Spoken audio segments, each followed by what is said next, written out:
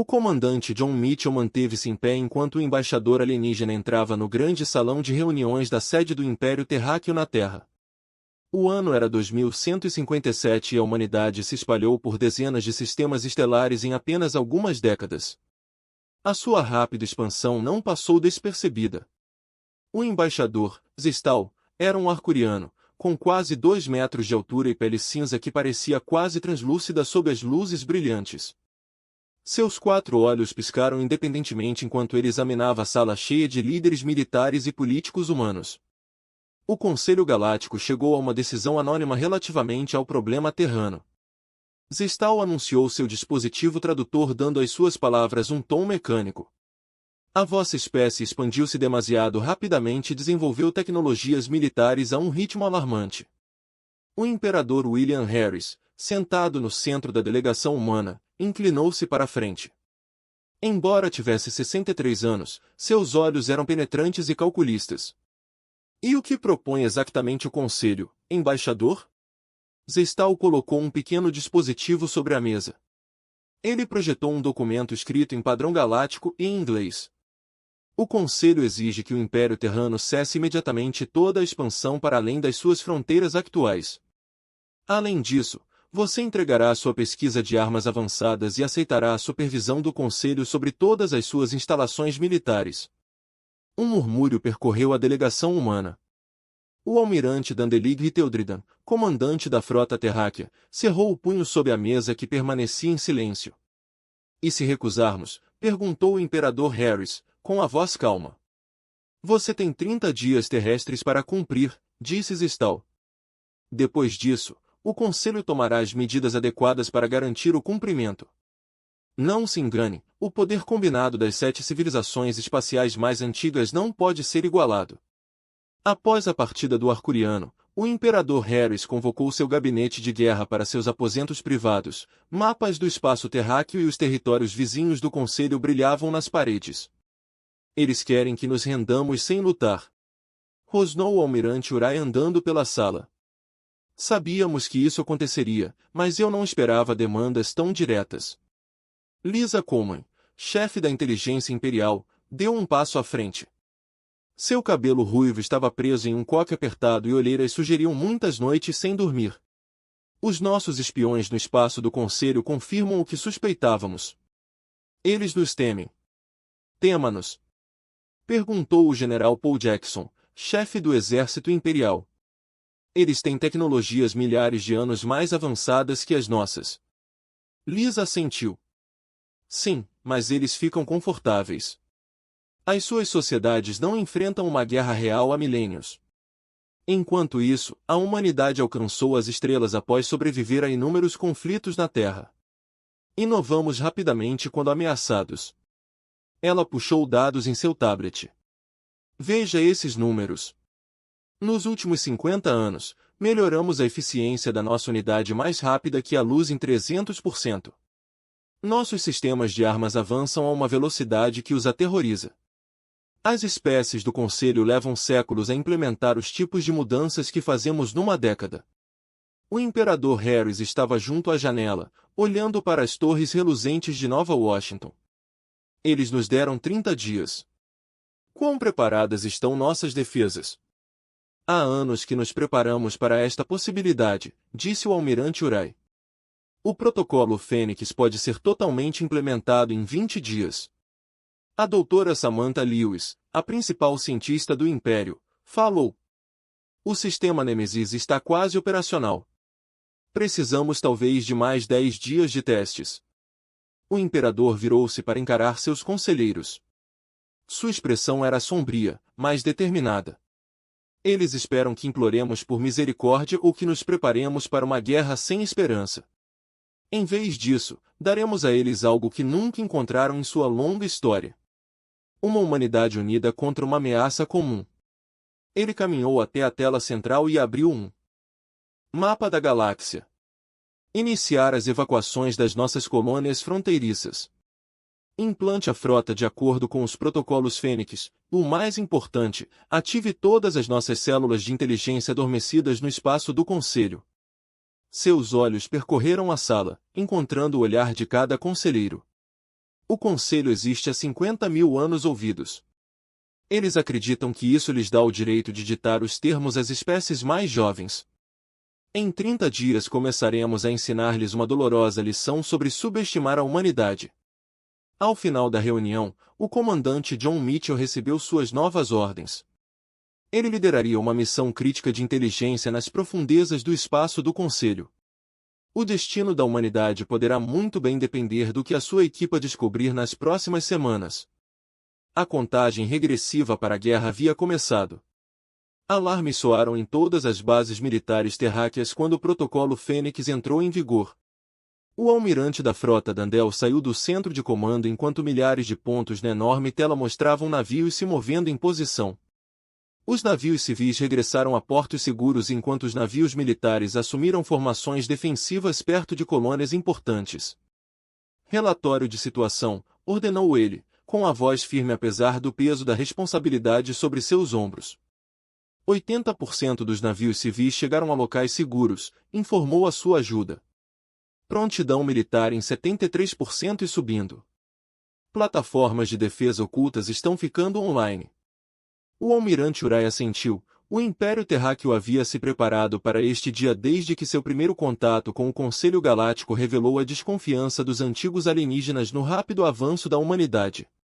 No centro de pesquisa abaixo da superfície lunar, a doutora Samantha Lewis supervisionou os testes finais do sistema de armas Nemesis. Os técnicos trabalharam dia e noite, fazendo ajustes nos dispositivos elegantes que seriam a melhor esperança da humanidade contra as forças do Conselho tecnologicamente superiores. Execute a simulação novamente, ela ordenou, empurrando os óculos no nariz.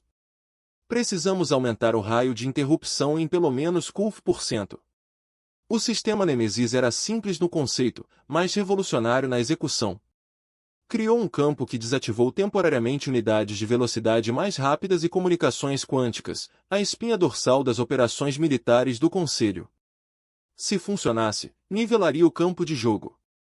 Enquanto isso, o comandante John Mitchell reuniu-se com sua equipe em uma sala de reuniões segura.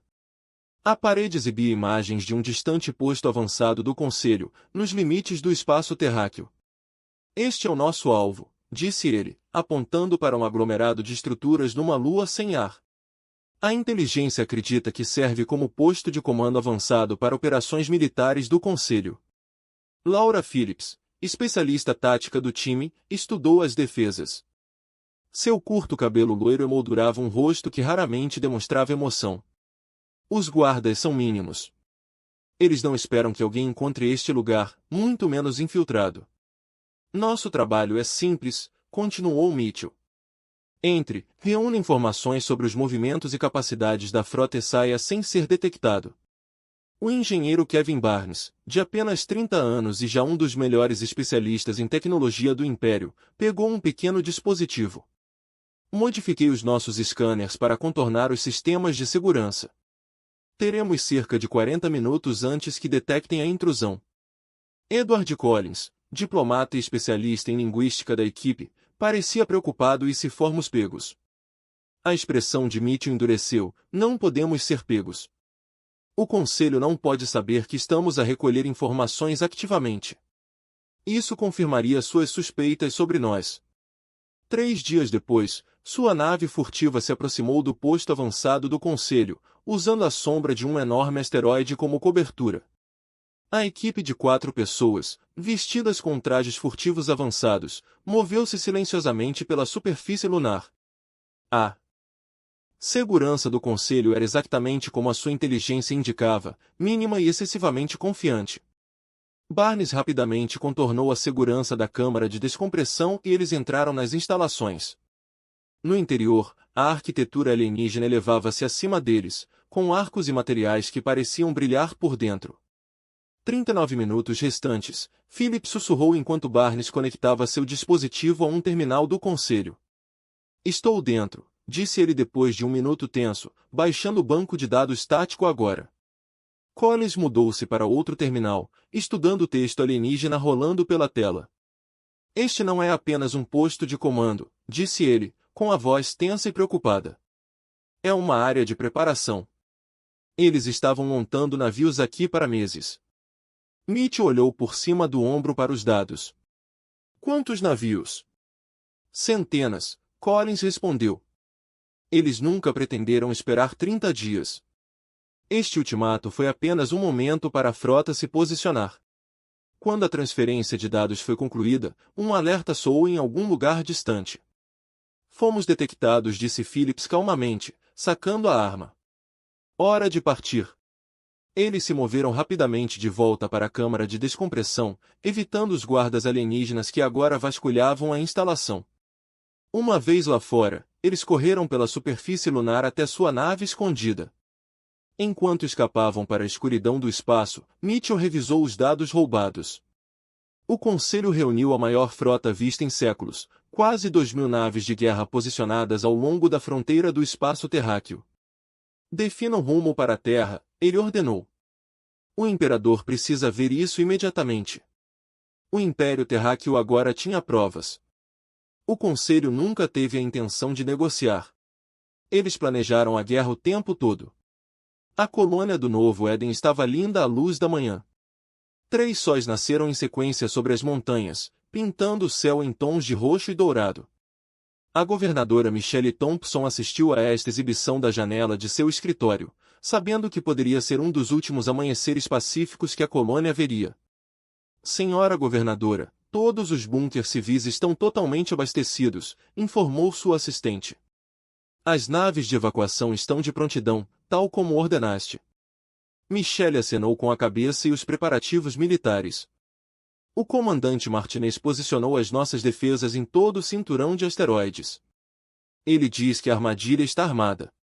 Embora seja oficialmente uma colônia civil, o Novo Éden foi discretamente reforçado ao longo do último mês. Milhões de toneladas de equipamento e milhares de soldados chegaram disfarçados de mineiros e suprimentos agrícolas. O Conselho esperaria uma vitória fácil aqui. Eles estariam errados. No dia 29 do ultimato, um dia antes do prazo final, centenas de navios de guerra do Conselho apareceram no limite do sistema do Novo Éden. Seus cascos brilhavam como prata polida, cada um superando as maiores embarcações humanas. No centro de comando militar da colônia, construído no subsolo, Joseph Martinez observou a aproximação da frota inimiga. Aos 45 anos, ele passou mais da metade de sua vida na frota terráquea, ascendendo ao posto de comandante através de habilidade e determinação. Eles chegaram cedo, disse seu segundo em comando. Achei que tínhamos mais um dia. Martinez balançou a cabeça. Eles nunca planejaram honrar seu próprio prazo. Sinalize para todos os navios tomarem posição, mas permaneçam desligados. Deixe-os vir até nós. A frota do Conselho movia-se com confiança arrogante, sem se preocupar com embarcações de reconhecimento ou com a formação adequada. Eles não esperavam resistência do que parecia ser uma colônia humana pouco defendida. Comece a evacuação civil agora, ordenou Martinez. Em todo o Novo Éden, as pessoas moviam-se rapidamente para os sistemas de transporte subterrâneo que as levariam a naves de evacuação escondidas no outro lado do planeta. Os primeiros tiros da guerra vieram da nau capitânia do Conselho. Feixes de energia foram lançados em direção à cidade principal da colônia, apenas para serem interceptados por escudos de defesa que não existiam de acordo com a inteligência do Conselho. Eles pareceram surpresos, disse Martinez com um sorriso sombrio. Agora vamos realmente chocá-los. Abra a armadilha. Ao longo do cinturão de asteroides que circunda o Novo Éden, naves terráqueas ocultas se ligaram e se revelaram. Plataformas de mísseis emergiram de asteroides escavados. A frota do Conselho de repente se viu cercada. Todos os navios se engajam à vontade, ordenou Martinez. Concentre-se primeiro nas embarcações menores. A batalha irrompeu em todo o sistema estelar. Os navios do Conselho, pegos de surpresa, lutaram para formar posições defensivas. A tecnologia deles era superior, mas eles caíram em uma emboscada cuidadosamente preparada. 6 horas de batalha, sensores de longo alcance detectaram a chegada de um novo grupo de navios. A tripulação ficou tensa até que a identificação confirmou que era a principal frota terráquea, liderada pelo Dreadnought TSS Invictible. O capitão Frank Wilson estava na ponte do Invictibre, estudando B um pouco diante dele. Status das defesas do Novo Éden, segurando Sir, mas sofreram pesadas perdas. A frota do Conselho os supera em 3-1. Wilson assentiu. Vamos equilibrar essas probabilidades. Todas as naves, padrão de ataque Delta, implantem os dispositivos inimigos ao meu sinal. Os reforços terráqueos atingiram a frota do Conselho por trás, pegando-os em um fogo cruzado devastador. Quando o primeiro dispositivo inimigo foi ativado, uma onda de energia se espalhou pelo campo de batalha. De repente, dezenas de naves municipais perderam energia em seus propulsores e sistemas de comunicação mais rápidos. A bordo da nau capitânia do Conselho, o comandante alienígena, um veterano de séculos de serviço militar, assistiu incrédulo enquanto suas forças perdiam a coordenação. Os humanos de alguma forma desativaram sua rede de comunicação quântica, algo que deveria ser impossível. Recue, ele ordenou, recue e reagrupe-se. Mas já era tarde demais. Separadas umas das outras incapazes de se coordenar, as forças do Conselho lutaram como navios individuais contra uma frota humana unida. Quando a batalha terminou, metade da armada do Conselho estava em ruínas. Na ponte do Invictibre, o capitão Wilson recebeu os relatórios dos danos. A vitória custou caro, mas a mensagem era clara. A humanidade não se renderia e estava muito mais preparada do que o Conselho alguma vez imaginara. A guerra havia começado e o primeiro assalto foi por terra. A notícia da vitória no Novo Éden se espalhou rapidamente por todo o Império Terrano. Pela primeira vez na história galáctica, uma espécie jovem derrotou as poderosas forças do Conselho em batalha aberta. Mas o capitão Frank Wilson sabia que não deveria comemorar muito cedo. Este foi apenas o começo. Na ponte do TSS Invictibre, Wilson estudou os dados da batalha. O sistema inimigo funcionou melhor do que o esperado. Mas os navios do Conselho ainda causaram graves danos à frota humana. Eles confiaram demais em suas táticas padrão, disse Wilson aos seus oficiais. Milhares de anos lutando da mesma forma contra inimigos que fazem o mesmo. Eles não sabem como se adaptar. Seu segundo em comando assentiu. Seus navios são organizados em formações perfeitas de acordo com seus livros militares. Quando quebramos essas formações, eles não sabiam o que fazer. Wilson apontou para uma seção da exibição tática. Vencemos hoje porque os surpreendemos. Não teremos essa vantagem na próxima vez. Longe do Novo Éden, a equipe do comandante John Mitchell continuou sua missão secreta nas profundezas do território do Conselho. Sua pequena nave furtiva passou silenciosamente pelo espaço inimigo, evitando a detecção graças à tecnologia desenvolvida especificamente para combater os sensores do Conselho. Eles testemunharam as consequências da batalha do outro lado. As bases militares do Conselho lutando para responder às transmissões de propaganda alegando que o ataque ao Novo Éden foi uma operação de manutenção da paz que deu errado. Algo não está certo, disse Edward Collins enquanto monitorava as comunicações do Conselho. Ouça essas transmissões. A confusão em sua cadeia de comando. Laura Phillips olhou por cima do ombro. O que você quer dizer? As forças do Conselho estão recebendo ordens conflitantes. Collins explicou. Alguns comandantes estão sendo instruídos a atacar os mundos humanos imediatamente. Outros são obrigados a manter a posição. É como se a liderança deles não conseguisse concordar sobre o que fazer a seguir. Isso correspondia ao que haviam descoberto no posto avançado secreto. O Conselho não estava tão unido como fingia ser. A nova missão da equipe era saber mais sobre essas divisões. De volta ao espaço humano, o Conselho lançou outro ataque, desta vez contra a colônia mineira de Titãs Forge. Mas, ao contrário do Novo Éden, esta colônia não tinha defesas ocultas nem frota militar. A doutora Samantha Lewis recebeu o pedido de socorro em seu centro de pesquisa em Luna. Quanto tempo até a colônia cair? Ela perguntou ao coordenador de emergência. Horas no máximo. Temos uma frota de socorro a caminho, mas eles não chegarão a tempo. Samantha tomou uma decisão rápida. Estou lhe enviando o protótipo do sistema Aegis. Não foi totalmente testado, mas é a única chance.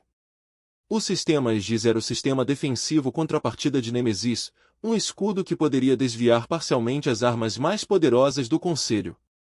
O protótipo foi levado às pressas para Titãs Forge a bordo do navio mais rápido disponível. Quando os navios de guerra do Conselho começaram o bombardeio da colônia, eles esperavam os mesmos escudos primitivos que haviam encontrado antes. Em vez disso, as suas armas de energia atingiram um novo tipo de defesa que absorveu e redirecionou grande parte do seu poder. A pequena frota defensiva da colônia, liderada pelo tenente Allen Peters, aproveitou essa vantagem para conter os atacantes até a chegada de reforços. O que deveria ter sido uma vitória rápida para o Conselho se transformou em outra batalha custosa. No mundo capital do Conselho, Nexus, os 7 representantes da raça mais velha se reuniram em uma sessão de emergência. A Câmara, com seu alto teto cristalino e antigos assentos de pedra, hospedava tais reuniões há 50.000 anos. Como isso é possível? Exigiu Zestal, o Arcuriano que entregou o ultimato à Terra. Eles são crianças comparados a nós. Seu império mal tem um século. Um representante dos Veldin, uma raça erudita conhecida por sua cautela, falou suavemente. Talvez seja precisamente por isso que são perigosos. Eles não tiveram tempo de se fixar em seus caminhos, como nós tivemos. Devíamos ter atacado mais cedo e com mais força, argumentou Zestal. 3 de nossas frotas ao mesmo tempo, não esses ataques fragmentados. E alguns de nós sugeriram integração diplomática em vez de ameaças. Rebateu o representante de Veldin. Sua facção nos derrotou. Agora enfrentamos uma guerra que não está a decorrer como prometeste. Pela primeira vez em milhares de anos, o Conselho Galáctico viu-se confrontado com uma crise que não conseguia controlar e com um inimigo que não compreendia. 2 semanas após o início da guerra, o almirante Daniel Urai reuniu os comandantes da sua frota para uma reunião crucial. A exibição holográfica mostrava mapas do espaço do Conselho, com as principais bases militares e de abastecimento marcadas em vermelho. Até agora, estivemos na defensiva. Urai disse a eles que isso muda hoje. Estamos lançando a Operação Thunderstreak. O plano era ousado. Em vez de atacar frontalmente as poderosas frotas militares do Conselho, as forças terráqueas atacariam suas linhas de abastecimento, depósitos de combustível e centros de produção. O Conselho construiu seu império ao longo de milhares de anos, espalhando sua infraestrutura por centenas de mundos. Isto criou uma fraqueza que a humanidade poderia explorar. Eles esperam que lutemos de maneira convencional, explicou Urai. Para atacar os seus navios de guerra na batalha pelo controle de sistemas-chave, não faremos isso. Tornaremos impossível para eles manterem suas frotas no campo.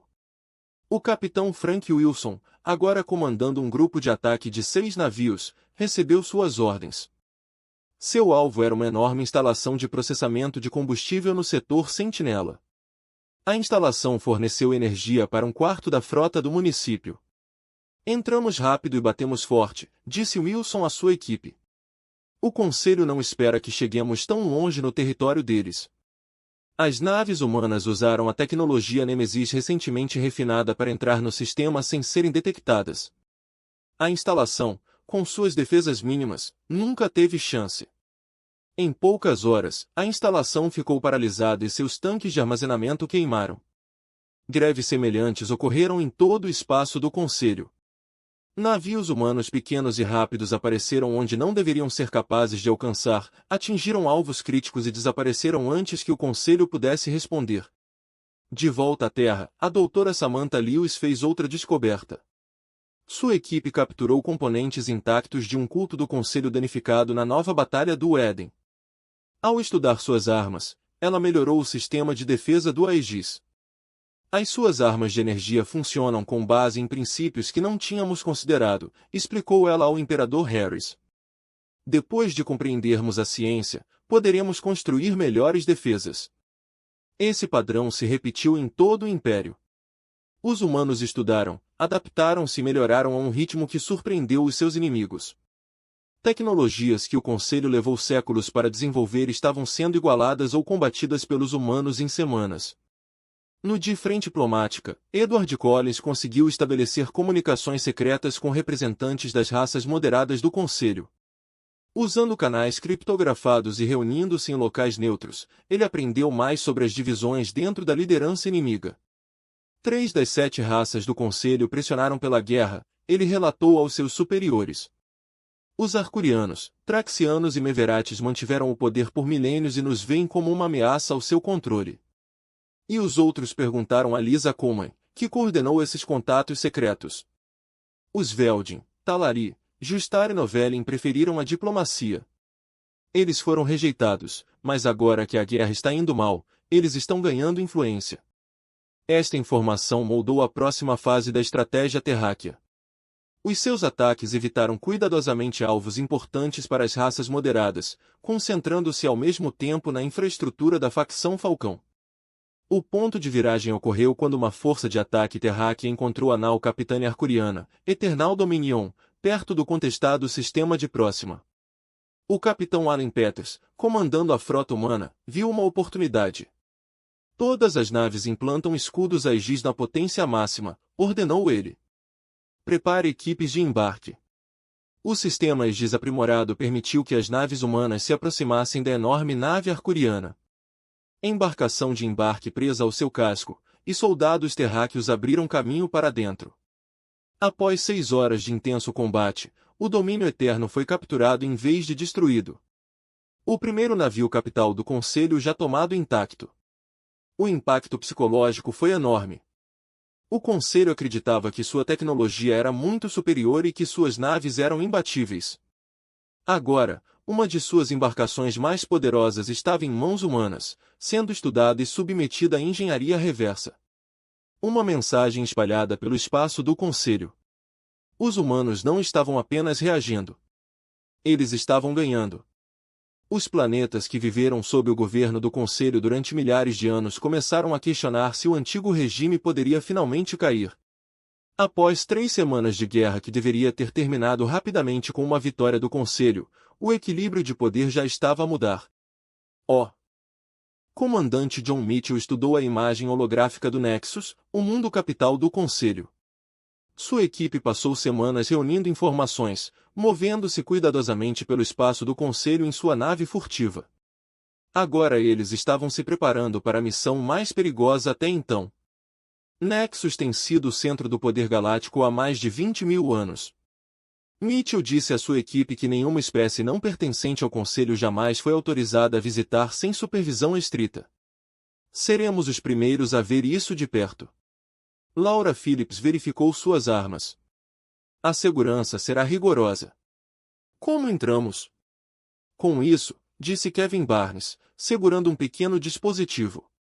Tenho estudado a tecnologia capturada do Conselho. Todos os seus sistemas de segurança usam os mesmos protocolos básicos. Isso nos permitirá acessar sua rede de transporte sem ser detectado. O plano era simples, mas perigoso. Eles se passariam por trabalhadores de manutenção do sistema de defesa planetário, usando credenciais forjadas com base em dados que haviam roubado durante missões anteriores. Uma vez na superfície, eles reuniriam informações cruciais sobre a estrutura de comando e as defesas do Conselho. A nave deles se aproximou de Nexus vindo da sombra de sua maior lua. O planeta abaixo era lindo, um mármore rodopiante de oceanos azuis e continentes dourados cercado por anéis de satélites defensivos e estações espaciais. Ativando os sistemas furtivos, disse Barnes, a janela de transporte abre em 3 minutos. A equipe vestiu seus disfarces. Processos ambientais inspirados nos alertados pelos Talari, uma das raças do Conselho com menor probabilidade de chamar a atenção. A nave se separou da nave principal e desceu em direção ao planeta. Por um momento de parar o coração, uma plataforma de defesa virou-se para eles, sensores varrendo a área. Depois seguiu em frente e a equipe continuou sua abordagem. Eles pousaram em uma enorme área de manutenção nos arredores da capital. Ao seu redor, trabalhadores de diversas raças municipais realizavam suas tarefas sem dar ao novato oferece uma segunda olhada. Fiquem juntos e não falem a menos que seja necessário, ordenou Mitchell. Nossos dispositivos de tradução lidam com a comunicação básica, mas evitam conversas complexas. Eles se moveram pela cidade antiga, seus scanners ocultos gravando tudo. Ao contrário das elegantes e modernas cidades da Terra, Nexus era um lugar de antiga grandeza, com torres imponentes de cristal e pedra que existiam há milênios. As ruas eram largas e perfeitamente conservadas, mas a tecnologia visível na vida cotidiana parecia estranhamente ultrapassada. Olhem para os terminais de comunicação deles, sussurrou Barnes. Os designs não mudam há séculos. Eles não estão mais inovando. Edward Collins assentiu. A sociedade deles está congelada no tempo. Estabilidade perfeita e inquestionável. É isso que o Conselho valoriza acima de tudo. Eles foram até um centro de informações públicas onde Collins usou suas habilidades linguísticas para acessar arquivos históricos. Enquanto isso, Barnes invadiu um terminal seguro, baixando dados sobre a rede de defesa e redes de comunicação do Conselho. Precisamos nos mover. Phillips avisou depois de 1 hora. As patrulhas de segurança estão aumentando neste setor. Enquanto voltavam para o ônibus, eles passaram por uma reunião pública. Centenas de cidadãos assistiram a noticiários sobre a guerra com a humanidade. A narrativa oficial do Conselho descreveu uma série de vitórias gloriosas, muito distantes da realidade do conflito, mas nem todos acreditaram. Mitchell notou pequenos grupos de alienígenas mais jovens falando em voz baixa, questionando a história oficial. A guerra estava a criar fissuras na fachada perfeita do Conselho. Num posto de controle de segurança, um guarda estudou suas credenciais por muito tempo. Phillips ficou tenso, pronto para a ação, mas o guarda acabou dispensando-os. Eles estavam quase no ônibus espacial quando os alarmes começaram a soar. Eles descobriram a violação de dados. Barnes disse, verificando seu scanner. Precisamos correr. Eles correram a distância final até a nave. Phillips disparando sua arma para desativar as portas de segurança. À medida que decolavam, torres de defesa giravam em direção a eles, raios de energia cortavam o ar. Espere! Mitchell gritou enquanto Barnes executava uma série de manobras evasivas selvagens. Sua nave estremeceu sob o impacto de quase acidentes, mas de alguma forma eles alcançaram a órbita e se reuniram com sua nave principal. Enquanto eles saltavam para um local seguro, Lisa Coleman revisou os dados roubados. Isso é incrível, ela disse. Esquemas completos do seu sistema de defesa planetário. Protocolos de comando, até planos de contingência. Isso pode mudar tudo. Mitchell assentiu severamente. E outra coisa. O Conselho está enfrentando protestos em dezenas de mundos. Os seus cidadãos estão a questionar esta guerra.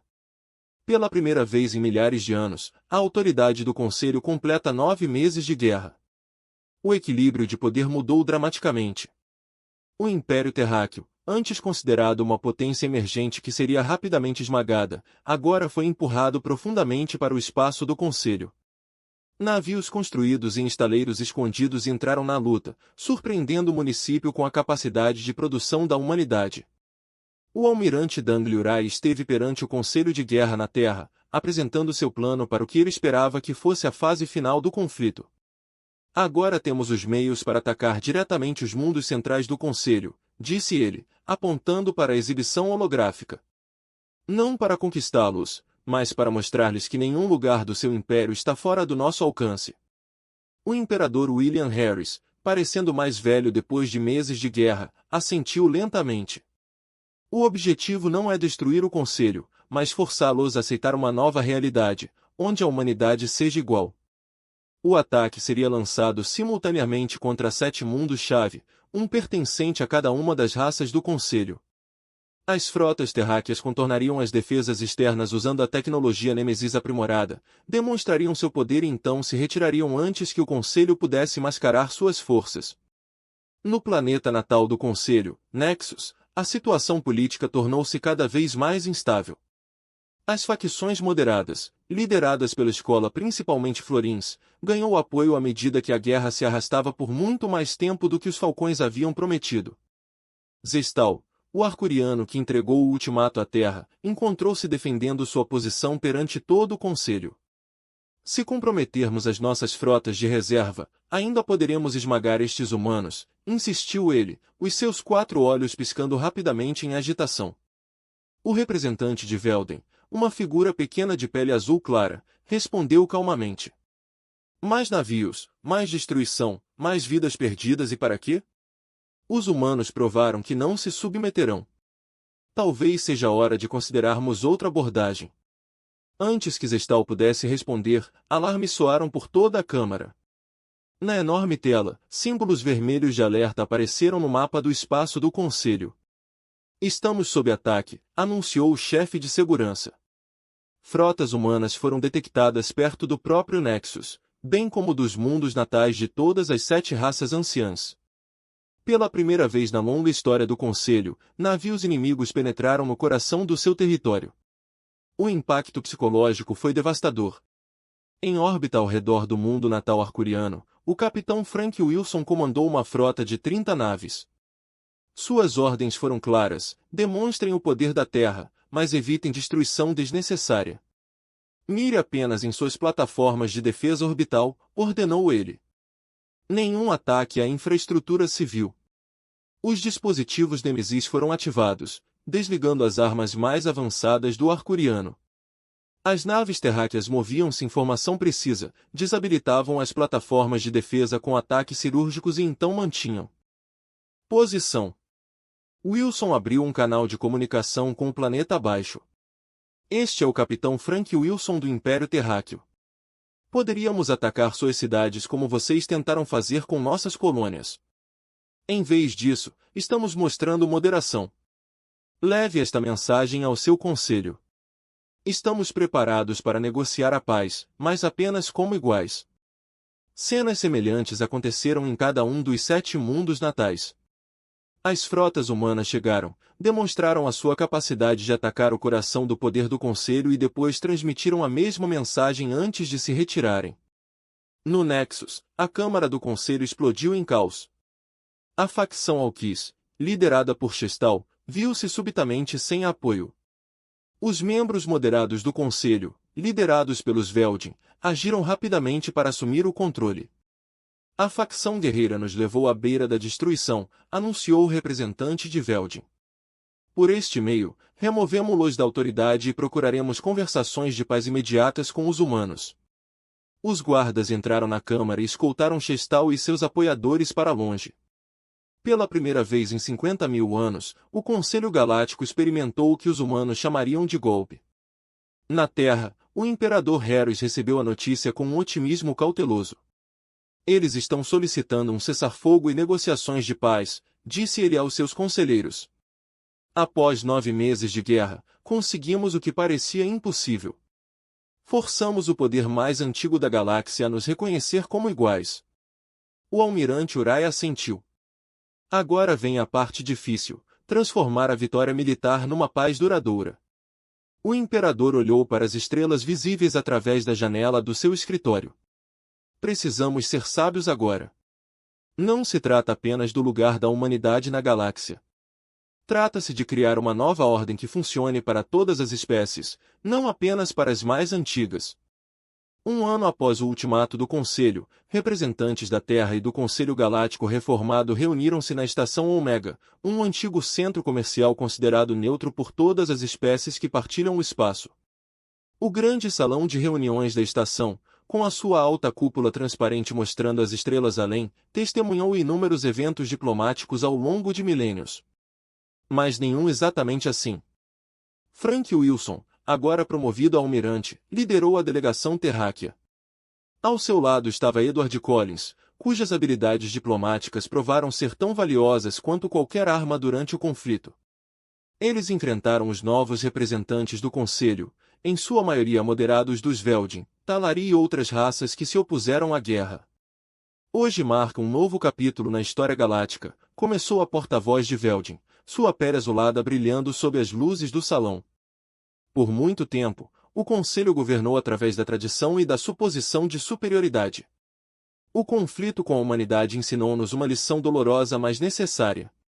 O almirante Wilson deu um passo à frente. O Império Terrano não pretendia esta guerra, mas estávamos preparados para nos defender. Agora buscamos uma paz que respeite todas as espécies.